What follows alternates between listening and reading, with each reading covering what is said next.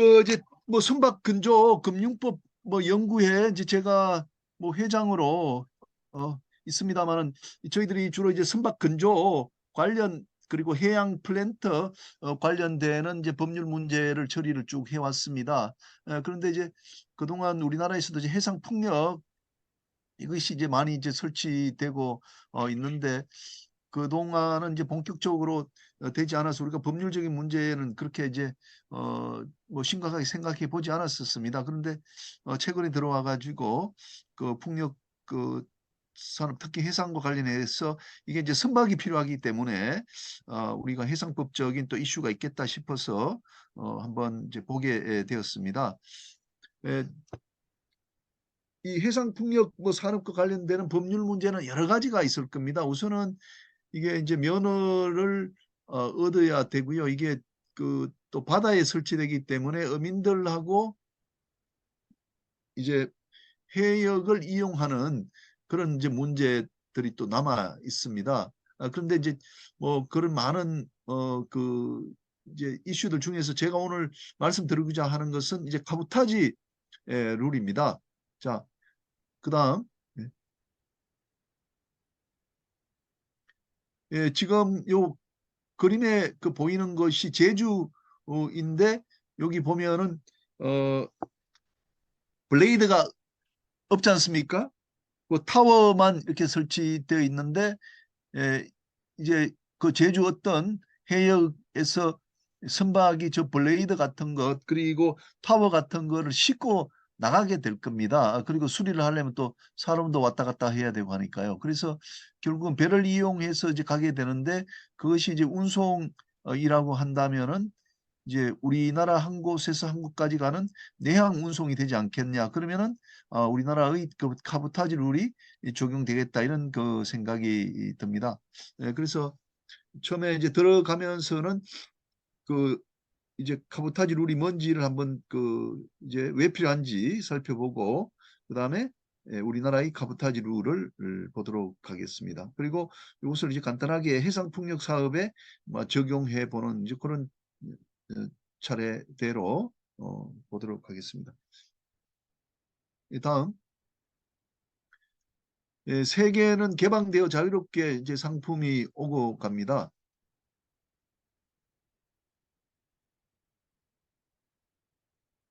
그래서 해운이라든지 또 항공 산업에서는 이제 자국 산업을 보호하는 그 제도를 가지고 있습니다.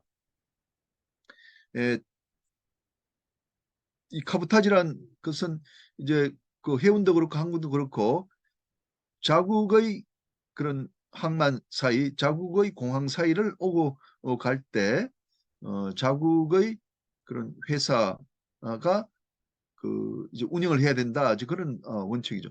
해운과 관련해서 본다면은 이제 그 내항 해운 우리가 부릅니다만은 우리나라 해운 회사와 그다음에 우리나라 선박으로 그런 내항 해운에서 그 이제 운송을 해야 된다. 그런 원칙이 되겠습니다. 뭐 예를 들면 우리나라 묵호에서 속초에서 또 인천까지 시멘트 운송을 많이 하고 있습니다. 그 묵호에서 나는 그 시멘트를 이렇게 해서 이제 인천까지 운송해주는 그런 그다이죠. 그래서 우리나라에서 일본 가면은 이게 내항 해운이 아니고 외항 해운이 되는 것이거든요. 그런데 우리나라 항구 두 곳을 오고 가는 것이기 때문에 내항 해운이 된다라고 봅니다. 자, 그런데 이런 내항 해운을 보호하기 위해 가지고 우리나라 해운회사가 우리나라 선박으로 운송을 하라라는 원칙이 있다 이거죠. 그런데 그 원칙을 우리가 이제 엄격하게 계속해서 이제 그 주장을 하게 되면은 좀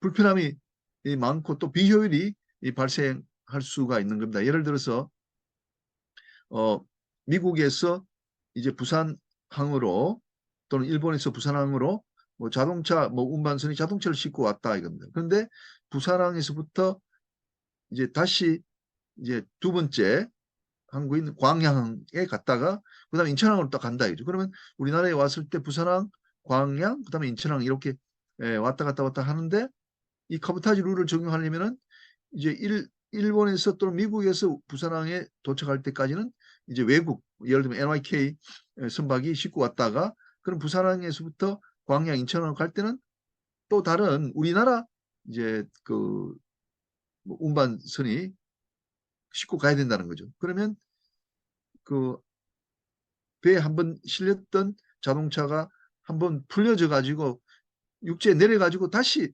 조그만 그런 선박에 다시 들어가야 된다는 이야기죠. 그래서 그렇게 하기보다는 한번 실린 그 NYK 배가 부산항에 있다가 그다음에 광양에 갔다 인천항에 갔다 하는 것이 더 이제 비용이 적게 들고 효율적이지 않느냐라는 우리가 이야기를 할 수 있는 거죠. 그래서 물류 비용이 많이 증가되니까 이럴 때는 우리가 예외 규정을 도입해 가지고 그 이제 지금 조금 전에 제가 예를 든 NYK 그 선박이 광양 인천항으로 가도 되겠다. 이제 그렇게 우리가 말을 할 수가 있겠습니다. 그런 예외 규정을 둘 필요가 있다는 거죠. 지금 이런 예외가 허용되고 있는 것으로 알고 있습니다. 예, 그다음. 예, 그래서 이제 최근 우리 해상 풍력 발전에서도 이 카보타지 제도를 엄격히 적용할 것인가 하는 문제가 있습니다. 이 문제는 지금 뭐 현실화되어 가지고 그 이제 뭐 단속이 대상이 됐다든지 그런 것은 아니고, 지금 이제 해상 변호사들 또 저 같은 해상부 교수들이 이제 그 해상 풍력 발전 뭐 관련되는 법률 문제를 처리하다 보니까 이제 우리가 알게 된 그런 어, 이제 문제라는 겁니다. 해상 풍력 발전은 이제 바다에 설치되는 거죠. 육상에 설치되는 그런 육상 풍력 발전, 아까 장세호 실장이 말씀하셨습니다만은 영덕의 그 산에 설치된 그런 풍력 발전도 있겠죠. 그렇지만 우리가 이제 해상 풍력 발전의 설치가 이제 많아지고 있습니다. 그러면 해상 풍력 발전이 이제 설치되는 곳은 영해 아니면 이제 배타적 경제 수역입니다. 우리가 배타적 경제 수역 그 이제 기선에서부터 200해리까지는 이제 연안국의 이제 배타적 관할 하에 연안국의 배타적 관할 하에 이제 속하고 이러한 그 풍력 발전을 연안국이 설치할 수 있는 그런 이제 권리가 주어져 있는 거죠. 자, 그래서 이 풍력 발전이 아까 우리가 보면 뭐 제주라든지 아니면 제가 알기로는 뭐그 전라남도 신안 앞에도 같은 그 해역에 이제 설치가 된다고 할 때, 그러면 또 울산항 쪽에도 지금 설치를 한다고 하지 않습니까? 그러면 울산항에서 이제 풍력 단지까지, 그다음에 제주항에서 제주 어디 어느 그 풍력 단지까지 이런 뭐 모노파일이라든지 또 블레이드 타워 이런 걸 싣고 가야 될 겁니다. 그리고 또 이제 뭐 그 수리를 위해 가지고 또 사람들도 가야 되고요. 뭐 이런 것들을 이제 운반할 필요가 있지 않겠습니까? 그러면 이걸 운반을 한다. 이것을 어, 그 내양 운송으로 봐야 하는가? 그다음에 그러면 이게 카보타지 룰의 적용을 받는다면은 반드시 한국 운송인, 한국 운송회사, 그리고 뭐 그 보니까 동방이 이런 일을 좀 했다고 하더라고요. 우리 그 운송하고 있는 동방과 이제 그 운송 계약을 체결해서 해야 되는가. 그리고 또 그 풍력 그 설비를 운반하는 그 배가 풍력 장치선이 반드시 한국 선적을 달고 있는, 한국 깃발을 달고 있는 선박에 의하여야 하는가라는 이제 의문이 생긴다는 겁니다. 자, 다음.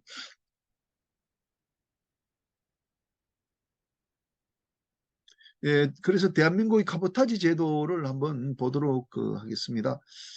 선박이 있고 이제 운송인이 있고 두 가지 요소를 갖춰야 되도록 되어 있습니다.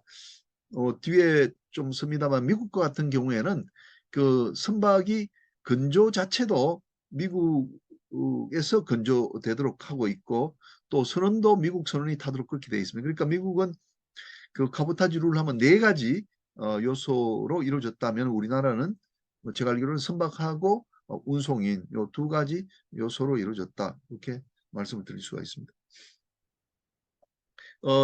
저 카보타지 룰은 우리나라 선박법 제6조에 나와 있습니다. 불개항장의 기항과 국내 각 항간에서의 운송 금지라고 되어 있습니다. 그 이제 우리나라 선박 같으면 우리나라 어느 항구든지 다닐 수 있지만 그 외국 선박은 우리가 개항한데 오픈 포트 거기에만 다닐 수가 있는 거죠. 우리 1876년입니까? 제물포 조약을 통해 가지고 그 원산, 어, 그 부산 그리고 인천 제물포 이렇게 세 항구만 개항을 했지 않습니까? 그게 바로 그런 이야기죠. 그 항에 대해서는 외국 선박이 개항을 할 수 있다 이런 거죠. 그래서 선박법 제6조에서도 한국 선박이 아니면 불개항장에 개항을 못한다 이거죠. 그러니까 우리나라가 지금 한 16개인가 개항이 돼 있을 겁니다. 그 항구 무역항에만 개항할 수 있다. 외국 선박은. 그러니까 한국 선박이 아니면은 그런 무역항에 개항을 못한다는 거죠.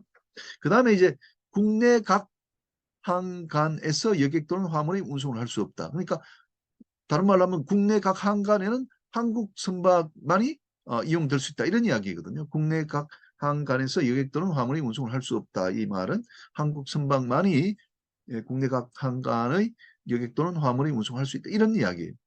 근데 이제 단서 규정이 있는데 다만 법률 또는 조약에 다른 규정이 있거나 해양사고 또는 획을 피하려는 경우나 해양수산부 장관의 허가를 받은 경우는 그러하지 아니하다라는 예외 규정을 이제 가지고 있습니다. 그래서 제가 요 규정을 해석할 때는 한국 선박이 아니면 국내 항간에서 여객 또는 화물 운송을 할 수 없다는 것. 그러면 야, 한국 선박이 그러면 어떤 것을 의미하느냐 했을 때 한국 선박은 선박법에 의해서 정해집니다. 그래서 그게 따르면 우리 항구에 등록을 해야 되고 한국 국민이나 한국 법인이 소유하는 선박이어야만 합니다. 자, 다음 선박법 제2조에 이제 정의가 나와 있죠. 다음 각호의 선박을 대한민국 선박으로 한다라고 되어 있고 첫째 뭐 국유 또는 공유의 선박, 두 번째 대한민국 국민이 소유하는 선박, 그다음에 세 번째 대한민국의 법률에 따라 설립된 상사법인이 소유하는 선박 뭐 이렇게 되어 있습니다.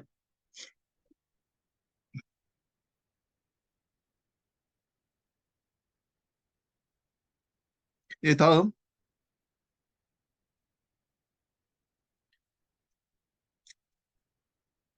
예, 그래서 우리나라 선박이 되려면은 그 조금 전에 본 그 대한민국 국민이 소유하는 선박 또는 뭐 법인이 소유하는 선박이 하고 이걸 이제 그 우리나라 그러니까 대한민국 선박이라는 것은 그 우리가 태어나서 대한민국 국적을 취득하듯이 선박으로서 이제 그 선적을 얻어야 되거든요. 그래서 그 이제 그 선적 정서 같은 것이 있어요. 서류가 나와야 된단 말이죠. 그러면 그런 이제 서류를 얻기 위해서는 어떻게 해야 되느냐?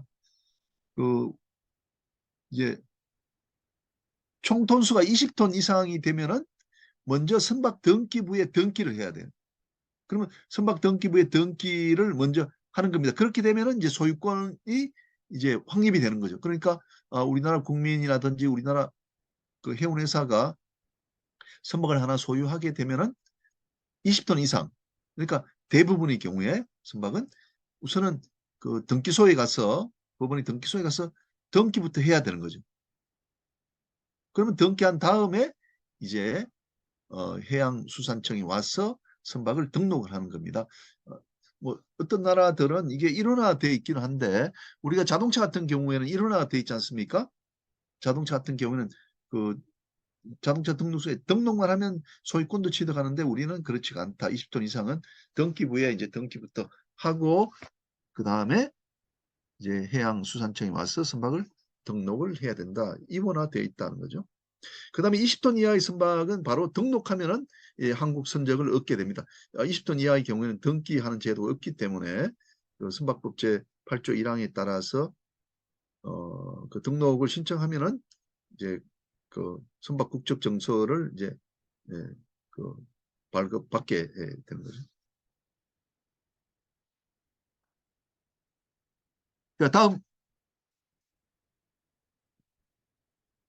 자, 그다음에 이제 그 사업자 요건을 봐야 됩니다. 조금 전에는 선박에 대한 요건이거든요. 선박은 내항을 하려면은 한국 선박이야 돼야 된다 그렇고, 그렇게 하려면은 이제 그 등기소에 등기를 하고 다시 등록을 해야 된다 이렇게 돼 있지 않습니까? 그런데 그다음 두 번째 요건은 사업자 그러니까 한국의 운송인이 돼야 된다 이런 이야기.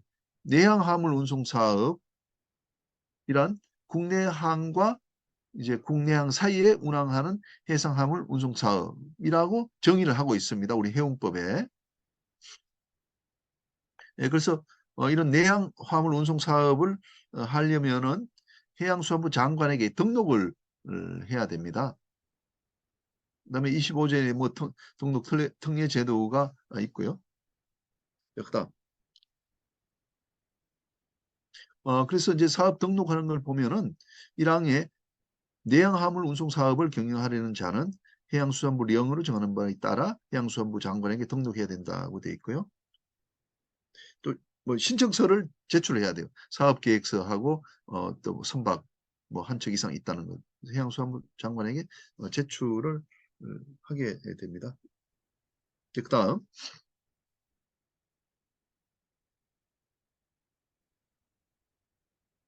그다음에 이건 뭐냐면 지금 우리하고 딱 연결되는 것은 아닌데 사업 등록의 특례라 그래가지고 외항 전기 화물 운송 사업을 등록한 자는 그러니까 여기서 외항 전기 화물 운송 사업을 한 자들이 이제 그 내항 운송을 할 수는 없는 것이거든요. 면허가 따로 있어야 되는데 국내항과 국내항 사이에 운송하는 빈 컨테이너나 수출 컨테이너 화물의 경우에는 예외적으로 뭐 내항 화물 운송 사업의 등록을 하지 않고도 운송을 할 수 있다 이거죠. 아까 처음에 이제 제가 시작했듯이 그런 이제 편리가 있기 때문에 특별하게 그 외항 전기화물 운송 사업 등록을 하면은 이러한 편리가 이제 그 카보타지를 할 수 있다. 이게 이제 특례가 있다는 거죠. 따라서 우리 그 해상 풍력 발전과 관련해서도 이러한 뭐 특례를 둘 수 있지 않겠냐는 의미에서 한번 검토를 해봤습니다. 자, 그다음요.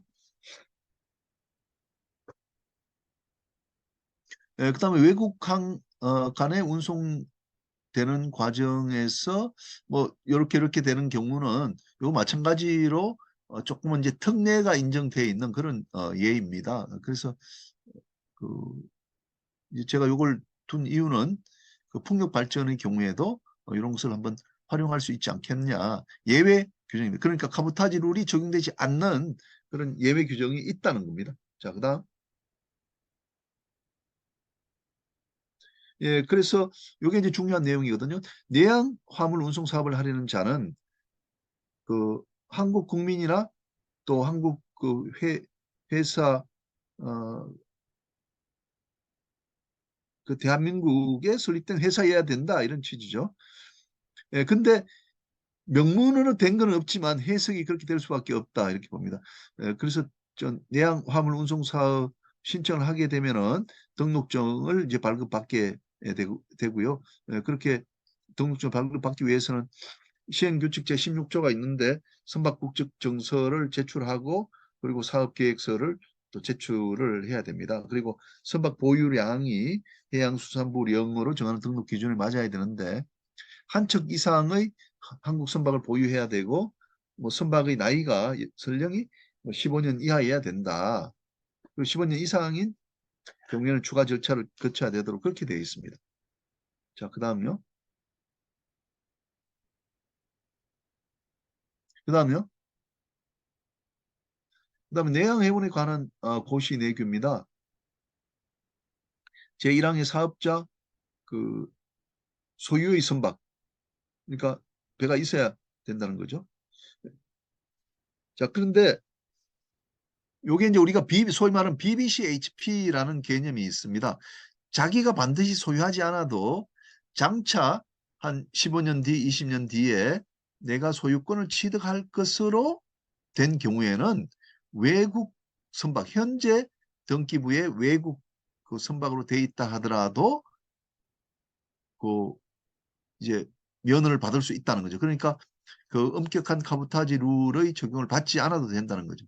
그러니까 한국 반드시 깃발이 한국 깃발이어야 되는데 지금 내항 그 해상 화물 운송업자가 되기 위해서는 반드시 한국 깃발을 단 선박이 아니어도 되는 것이 있다 이거죠. 그건 뭐냐? 막 빌려서 되는 건 아니고 BBC HP 형태 소유권을 내가 취득하게 되는, 말하자면 곧 얼마 안 있으면은 곧 한국 국적을 취득하도록 돼 있기 때문에 이건 이제 자세히 보면은 처음부터 우리 한국인이 선박을 소유를 하려고 했지만 내가 그 현금이 없기 때문에 이제 이런 형식으로 소유권을 이제 유보해서 그 소유권을 이제 외국의 회사에게 두고 자기는 일정하게 그 할부금을 갚게 되면은 몇 년이 지나서 소유권을 취득하는 그런 이제 기교를 부렸다 이렇게 보기 때문에 한국 선박으로 같이 봐주는 거죠. 그래서 어, 이걸 다른 말로 우리말로 뭐 국지부 나용선 또는 선체용선이라 부릅니다만 하여간 영어는 BBC HP 그런 형태의 배라면은 괜찮다. 뭐 파나마 등에 그 등록이 돼 있어도 괜찮다라는 것이 이제 우리 법의 예외 규정이죠. 예, 그다음 그다음에 이제 세 번째 우리 건조 요건인데요. 우리나라는 미국과 달리 한국에서 건조된 선박일 것을 요구하지 않습니다. 그래서 어, 항구에 등록되어 한국적이기만 하면 충분하지 반드시 우리나라 조선소에서 건조될 것을 요구하지 않습니다. 미국의 경우에는 내항 운송에 종사하려면 반드시 미국에 있는 조선소에서 건조가 돼야 됩니다.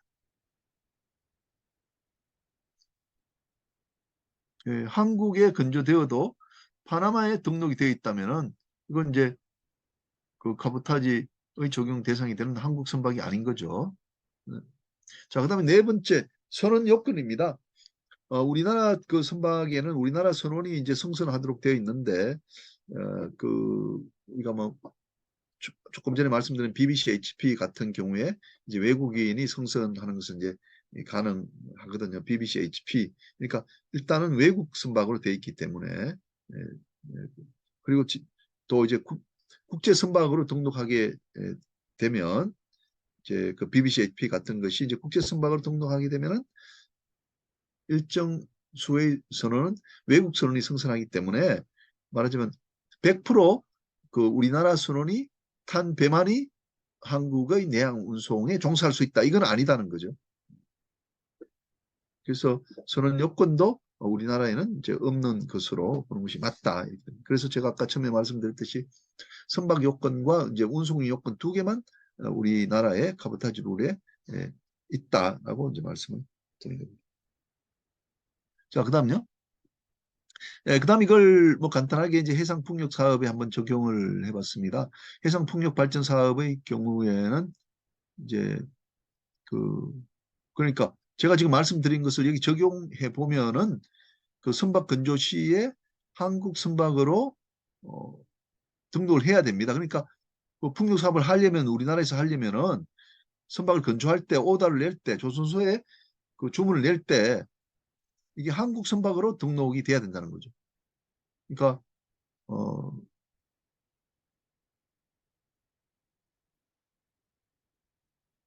그 등기소에 등기를 하고 그다음에 우리나라 해양수산청에 등록을 해야 된다.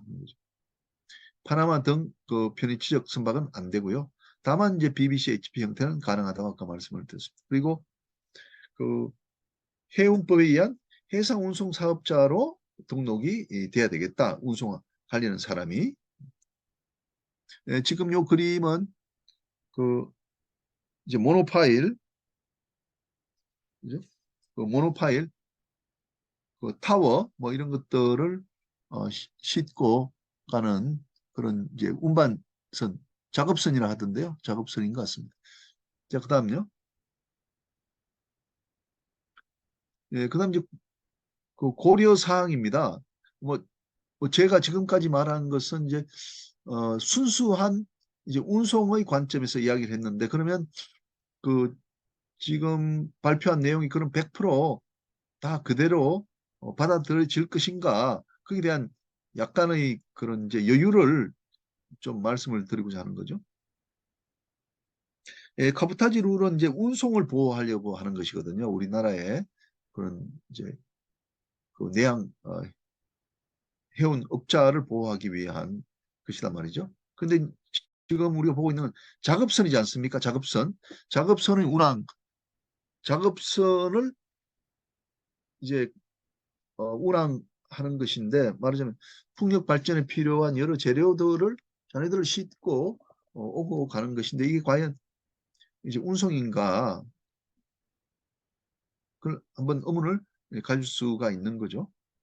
네, 그래서 제가 두 가지를 한번 봤는데요. 기자재에 대한 운송을 약정한 경우에 예를 들면 해운에서 오늘 보니까 그 우리나라 동방이 자기들이 뭐 이런 그 해상풍력 그런 이제 운송의 전문 회사다라고 광고를 했더라고요. 그러면 그 우리나라 이제 뭐 울산에 이 풍력 발전을 설치하는 그런 회사들이 그 동방하고 이제 운송 계약을 체결하는 거죠. 동방하고 야 이거 좀 실어다오. 저 해상 뭐 10km까지 이런 그 모노파일하고 타워하고 블레이드를 좀 싣고 가다오라고 계약을 체결했다 이거죠. 그럼 이것은 운송 계약이 될 것 같아요. 그죠? 개품 운송 아니고 이제 항해 용선 계약 또는 항해 용선 계약이 되겠죠. 그죠? 운송 계약 일종의 항해 용선 계약이 된단 말입니다. 그래서 해운회사하고 해상풍력 설치회사하고 사이에 운송 계약이 체결된 거죠. 이럴 때는 이제 운송 계약이 되기 때문에 카보타지 룰 적용에 의문이 없다라고 생각돼요. 그다음에 이제 해상풍력 회사가 스스로 그뭐 그 배를 하나 이제 사가지고 스스로 자신의 기자재를 실어 나르는 경우도 있을 거예요. 그러면 그건 어떻게 되느냐? 그럼 운송을 하기 때문에 해운법상 내양 운송 사업자 등록이 필요하게 될 겁니다. 이거 여전히 운송 사업자가 아닌가. 그것이 아니라고 한다면은 자기의 화물을 나르는 것이 운송이 아니라고 한다면은 이런 경우에 이제 외국 선박을 이용하게 될 것이기 때문에 그 한국의 내양 해운업자를 보호하는 취지에서 어긋난다라고 보는 겁니다. 그래서 자기 화물을 실어 나르는 경우에도 운송으로 봐야 되지 않나 그런 생각이 들고요. 예, 그 다음에 여기 안 쓴 것 같은데 또 하나 생각해야 될 것이 우리가 항구와 항구 사이지 않습니까? 우리 해운법에서 적용되는 것은 항만과 항만 사이의 그 운송, 어떤 물건을 A라는 곳에서 B라는 곳에다가 이동시키는 항만과 항만 개념이란 말이죠. 근데 지금 이제 해상풍력 사업은 그런 개념이 아니고 한 곳은 이제 항만일 것이고 한 곳은 이제 바다에 있는 그런 이제 풍력 단지라 말입니다. 그럴 때는 이게 운송이 아닌가 두 지점 사이의 개념이 좀 허물어진 거 아닌가 싶지만 그래도 여전히 그 두 지점으로 국내에 있는 두 지점으로 봐서 운송으로 봐야 될 거 아닌가 이렇게 생각이 들고 우리가 항구와 항구는 어, 그 해역의 개념으로 봤을 때는 좀 더 영해 안에 있지 않습니까? 그걸 우리가 내해라 그러는데 인터널 워터라고 하는데 그러니까 항구와 항구는 내해 사이 내해와 내해 안에 있는 두 지점이고 여기 이 경우에는 하나는 내해 안에 있는 항만이지만 또 한 곳은 배타적 경제 수역이라는 우리나라에서 아주 널리 가 있는 곳이단 말이죠. 그럴 때는 어떻게 되느냐? 그걸 그렇게 봐야 되겠느냐 했을 때 배타적 경제 수역도 여전히 우리나라가 이제 관할권을 행사하는 그러니까 해양과학기지 등등을 우리가 설치할 수 있는 그런 이제 그 관할이 있기 때문에 여전히 항구와 항구 사이의 운송으로 봐도 무리가 없다 이렇게 생각이 됩니다. 자, 그다음 네, 그래서 내린 결론인데 어, 그 이거 제목은 뭐가 좀 잘못됐네.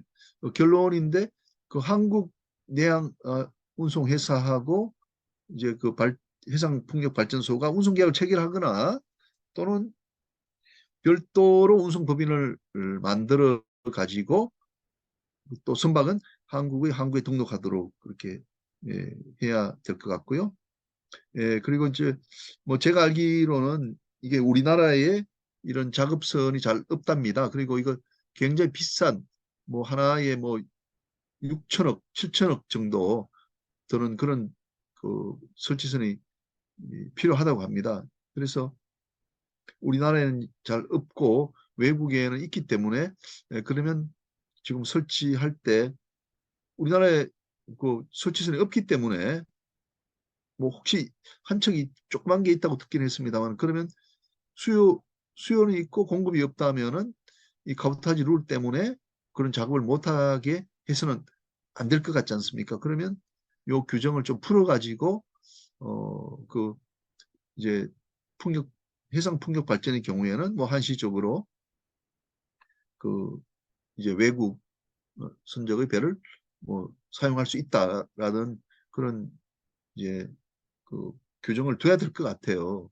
근데 작업선이라서 외국 회사 또는 외국 선박을 이용해도 된다라는 이 논리는 지금 우리나라가 가지고 있는 카보타지 룰에 어긋나기 때문에 이 자체로 수용은 쉽지가 않을 것 같다. 수용은 안 될 것 같다. 그렇지만 지금 당장은 작업선이 없기 때문에 카보타지 룰의 적용은 좀 배제해 줘야 되겠다. 유예해야 되겠다 하는 것은 저는 뭐 가능한 논리가 아닌가 싶고 우리나라 조선이 뭐 굉장히 크고 세계적이기 때문에 그 해상 풍력 발전하시는 분들은 빨리 이제 우리나라 조선소에다가 오다를 내 가지고 그런 풍력 그 발전 관련 기기를 실어 나르는 그런 이제 설치선을 빨리 만들어야 될 것 같아요. 그렇게 만들 때는 이제 그 우리나라 한국에 등록하고 또 한국에 운송회사가 갖고 이렇게 돼야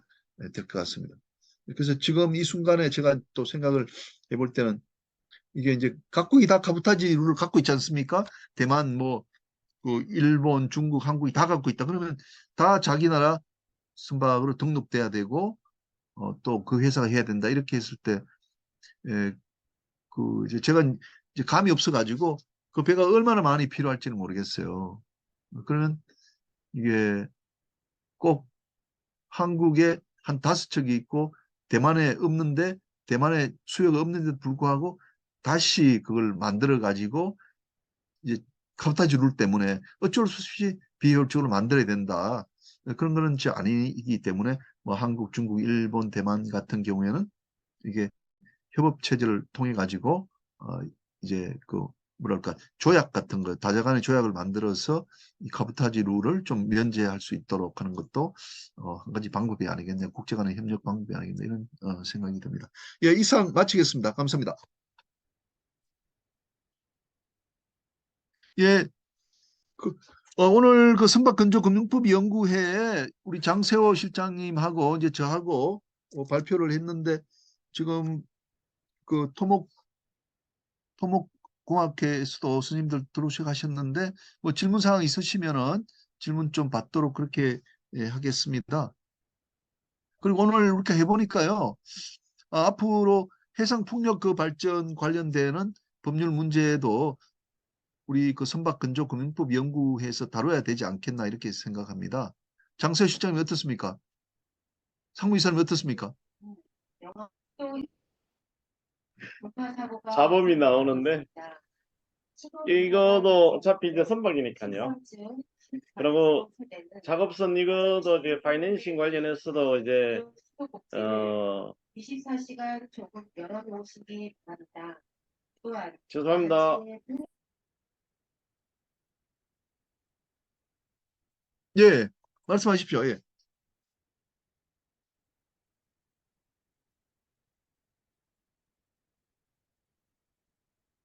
예, 장 실장님 말씀하십시오.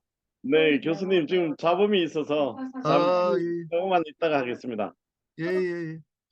지 교수님, 아, 네네. 주광석 교수님, 뭐 네. 좀, 우리 고려대학에 아주 연구 업적이 뭐 세계에서 몇 프로가 너무나 훌륭하신 그 교수님이신데 이 풍력 발전을 리드하고 계시는 교수님이시더라고요. 제가 한 달 전에 만나 뵀는데 그 우리 지금 망에 들어와 있는 분들이 사실은 이제 풍력 발전에 대해 잘 모르시기 때문에 조금 현재 어느 정도로 와 있는지, 예를 들면 이 작업선이 지금 당장 필요한 그런 단계까지 와 있는지, 현재 몇 기가 좀 설치되어 있는지 그런 것 좀 설명해 주시면 좋으실 것 같아요, 교수님. 네. 소개 감사드립니다. 아니, 그렇게까지 안 띄워주셔도 되는데 세게 띄워주셨네요.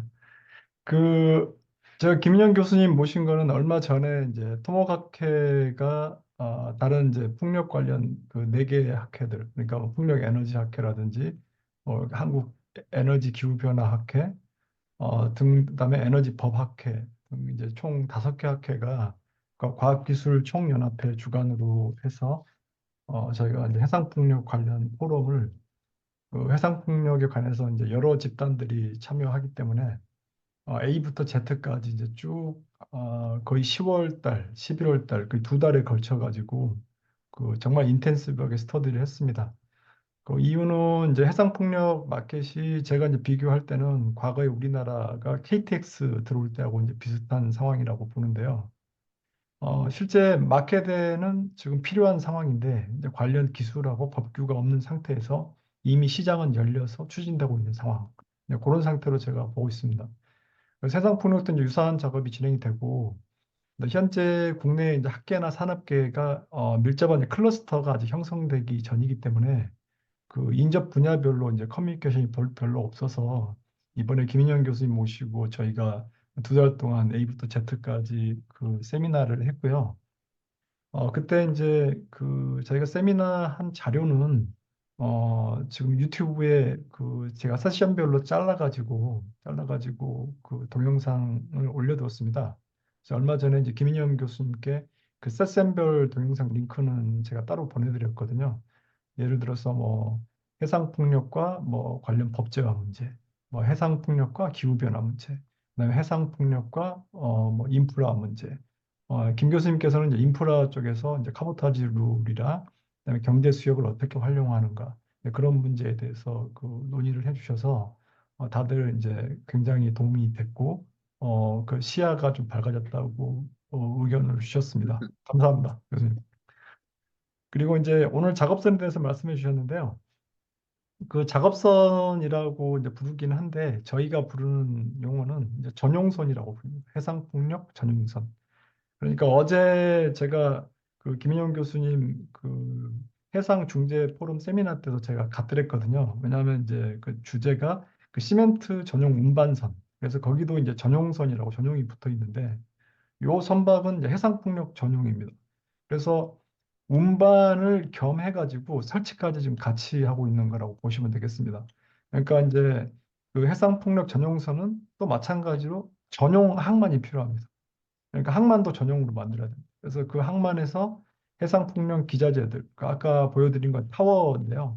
타워, 그다음에 지지구조물 그런 것들을 이제 싣고 와가지고 한 번에 이제 그 설치하는 것을 지금 의미를 합니다.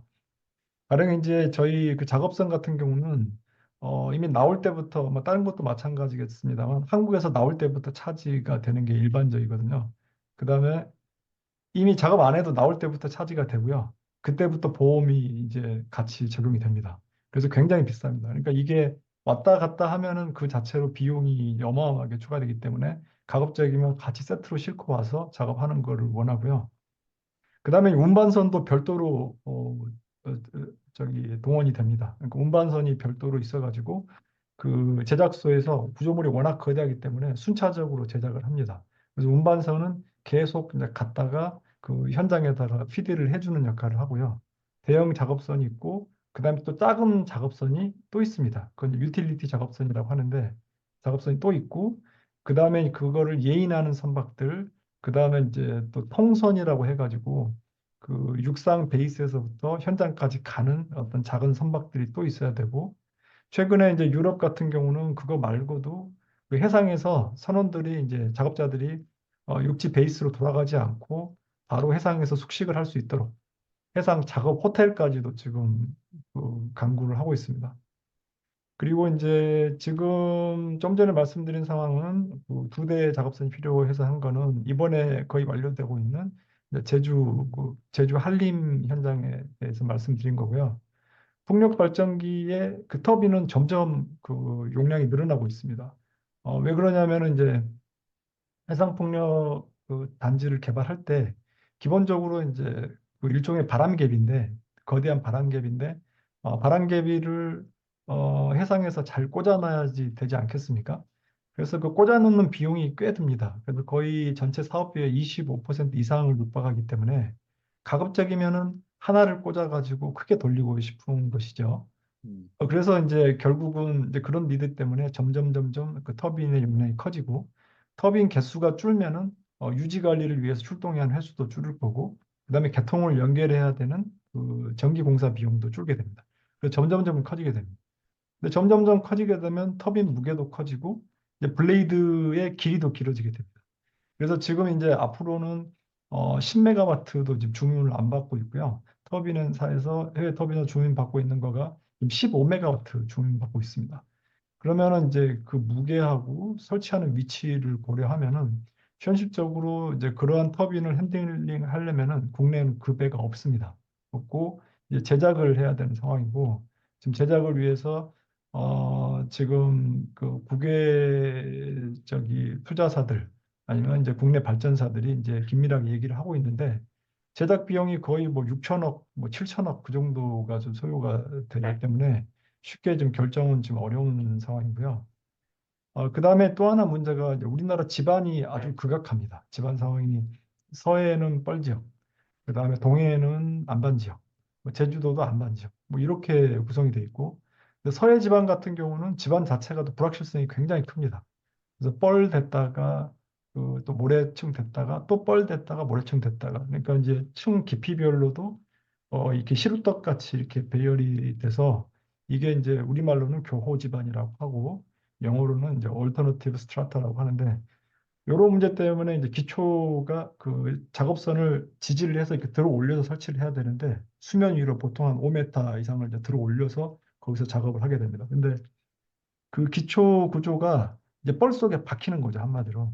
이제 박힐 때까지는 좋은데, 그 다음에 이제 빼내기가 이제 어려운 상황이 돼서 우리나라는 그 푸팅도 이제 특별히 뭔가 고려를 한 그 배를 고려해야 됩니다.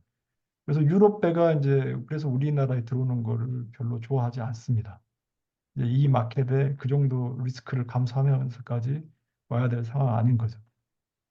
뭐 이런 정도로 예, 작업선 현황에 대해서 예. 말씀드리고요. 자세한 거는 저기 유튜브 채널로 가서 보시면 되겠습니다. 이제 그, 과천에 가면은 거의 뭐 2시간짜리 아니 4시간짜리 두 개가 있고요. 근데 제가 별도로 분리해 놓은 동영상 링크는 따로 제가 김 교수님께 보내드렸으니까 거기 가시면 되겠습니다. 예, 교수님 하나만 좀 물어보면요. 그러면 우리나라 지금 전체 해역에 이 작동되고 있는 이 풍력 발전 이 개수가 몇 개가 됩니까? 아까 블레이드 달려갖고 지금 돌아가고 있는 게 얼마나 되나요? 그렇게 훅 들어오시면 제가 자료가 없고요. 어, 그거는 저기 풍력협회가 따로 아니 있습니다. 아니 네. 바다예요, 해상에. 아니 그러니까요. 아, 잘, 폭력협회에서 예, 매번 그 매년 그 매불을 발간하거든요. 그 사업 매불. 거기에 예. 굉장히 상세하게 나와 있습니다. 지금 돌아가고 있는 곳, 그다음에 이제 뭐 앞으로 돌아갈 것, 뭐 그런 맵이 있습니다. 아니 그러면 지금까지 그 이제 설치선 또 운반선이 왔다 갔다 했을 거 아닙니까? 그럼 지금은 좀 어떻게 하고 있죠? 이 카보타지 룰 관련해 가지고. 지금도 다 국내선으로 하고 있습니다. 아, 국내선으로요? 네. 예.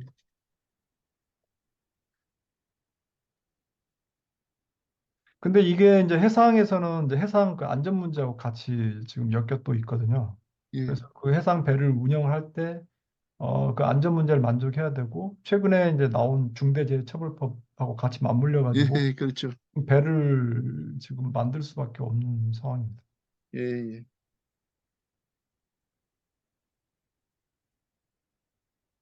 예, 지금 문제가 되는 건 교수님 아까 말씀하셨듯이 이제 앞으로 굉장히 큰 그런 그 블레이드 또 터빈 이걸 운반하려면은 이 새로 신조가 있어야 되겠네, 그죠?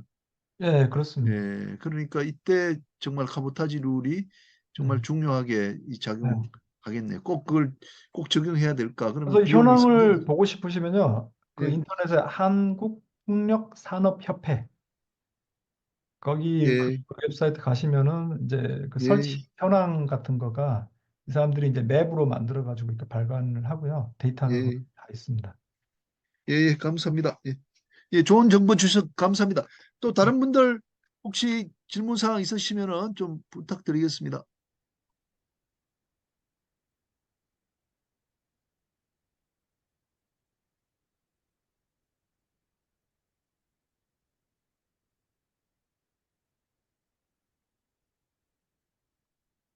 예, 여기 설치 정령선이 운송하지 않고 그 설치 지역에서 째값 이후에 위치가 고정되어 설치 작업만 하고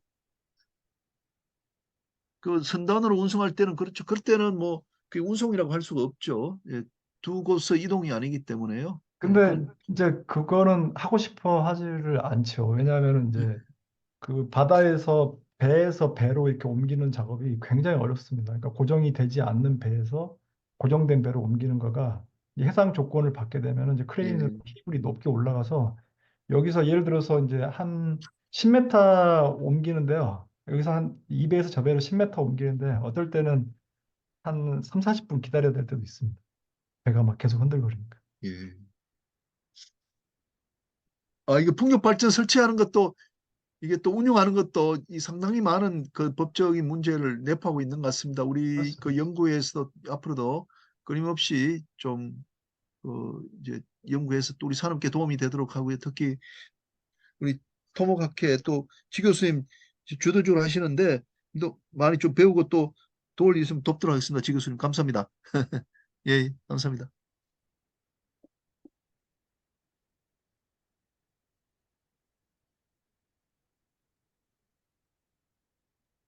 예, 그럼 질문 없으시면요. 오늘 뭐 행사는 이걸로 마치도록 하겠습니다. 네, 감사합니다. 예, 오늘 행사 이걸로 마치도록 하겠습니다. 여러분들 많이 수고하셨습니다. 들어주셨는데요. 고맙습니다. 특히 오늘 그 2시부터 한 이상석 차장님, 강동화 부장님, 그리고 이종덕 그 저 부장님 좋은 발표 감사하고요. 또 장세호 실장님 좋은 아이디어 감사합니다. RG 관련해서. 오늘 행사 이걸로 마치도록 하겠습니다. 여러분 감사합니다. 새해 복 많이 받으세요. 감사합니다. 마치겠습니다. 네, 교수님 수고하셨습니다. 예, 감사합니다. 예.